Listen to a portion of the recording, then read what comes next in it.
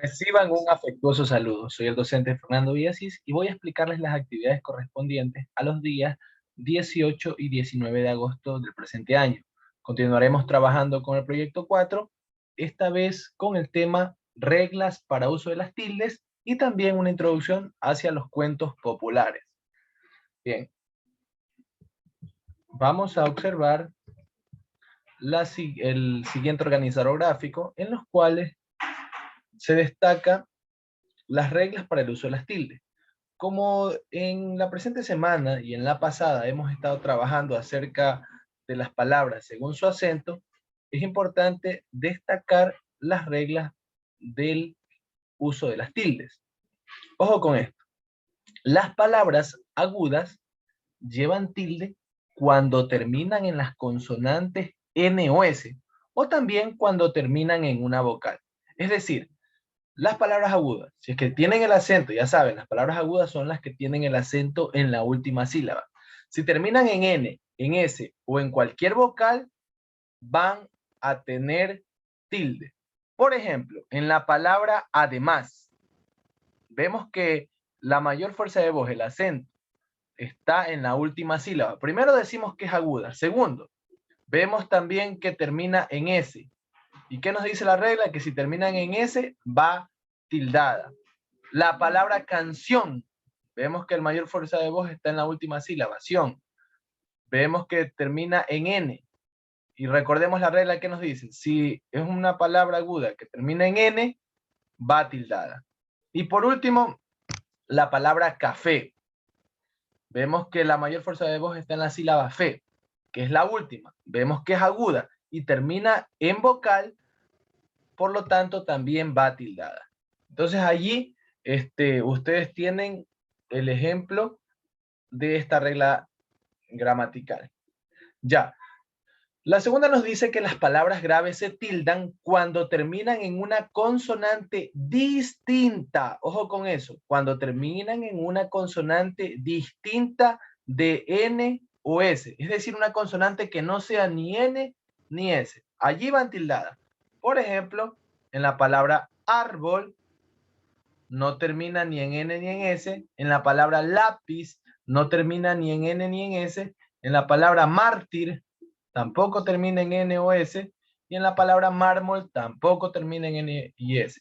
Por lo tanto, van tildadas. ¿Sí? Van tildadas. Recuerden que las agudas eran aquellas palabras que tienen el acento en la penúltima sílaba. ¿Ok? Bien. Por último, las palabras esdrújulas y sobresdrújulas siempre van tildadas. Ojo, las palabras esdrújulas, la regla nos dice que siempre van tildadas. Por ejemplo, música. Recuerden que las palabras esdrújulas son aquellas que tienen el acento en la antepenúltima sílaba. Por ejemplo, también la palabra teléfono. Teléfono.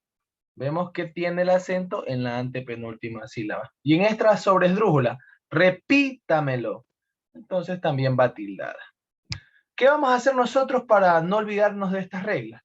Vamos a investigar y a escribir 10 palabras de cada regla explicada. Es decir, van a escribir 10 palabras de esta regla de las agudas, 10 palabras de esta regla de las graves y 10 palabras de esta regla de las esdrújulas. Eso sería una primera actividad. No se olviden también de copiar el organizador gráfico. Continuamos. Aquí vamos a conocer un poco qué es un cuento popular. Vamos a leerlo. No es necesario copiarlo porque vamos a hacer un trabajito. Así que todo este fragmento no es necesario copiarlo. Lo vamos a leer para extraer lo más importante. Y eso que nos parece a nosotros más importante de esta lectura, lo vamos a poner en este organizador gráfico. Este organizador gráfico se titula El Cuento Popular. Y en cada flechita nosotros vamos a dibujar un cuadrito y ahí vamos a escribir lo que nos parezca más importante de la lectura. Tiene 4 flechitas, por lo tanto tienen que poner 4 cosas resumidas brevemente de lo que les parezca más importante. Vamos rápidamente observando qué nos dice el cuento popular. Dice que es una narración breve, es decir, que no es tan extensa, es breve, que se ha transmitido de forma oral a través de los tiempos, es decir, de generación en generación.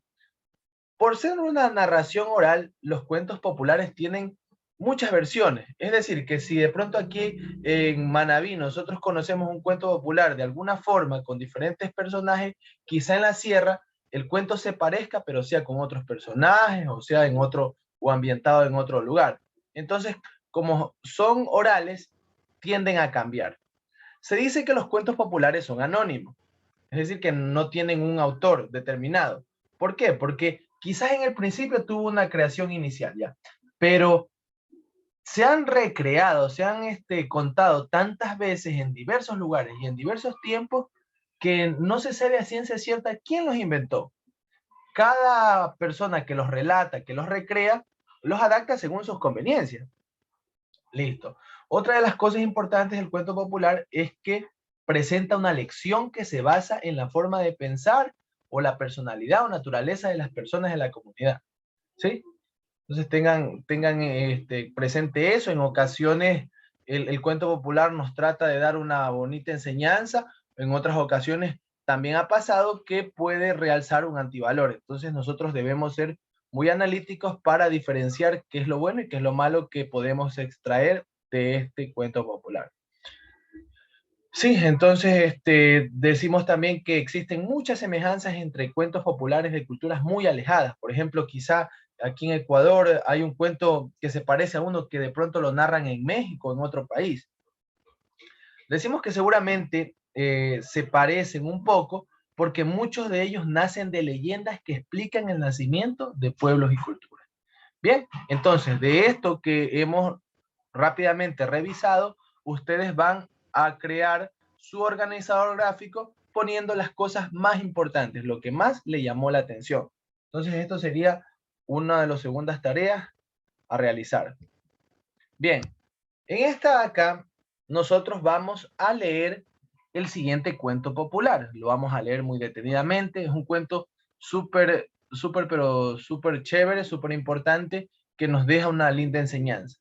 Entonces, ustedes, una vez que lo leen, no es necesario copiarlo, ojo, una vez que ustedes lo leen, van a hacer un dibujo que esté relacionado con la historia, que les haga recordar esta historia. Entonces hacen un dibujo y debajo de ese dibujo van a escribir qué enseñanza les dejó a ustedes este cuento popular. Bien, cabe decir que este cuento popular es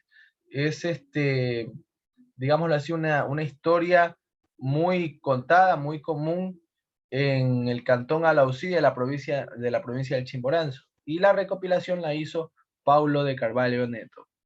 Ok. Por último, vamos a construir sucesiones de acuerdo a lo indicado. Estas sucesiones ya las hemos hecho al principio de empezar el año. Hemos estado practicando con esto. Vamos a recordarlo para tenerlo siempre presente porque luego vamos a ir aumentando la dificultad. Entonces, por eso comenzamos. De lo más fácil a lo más difícil.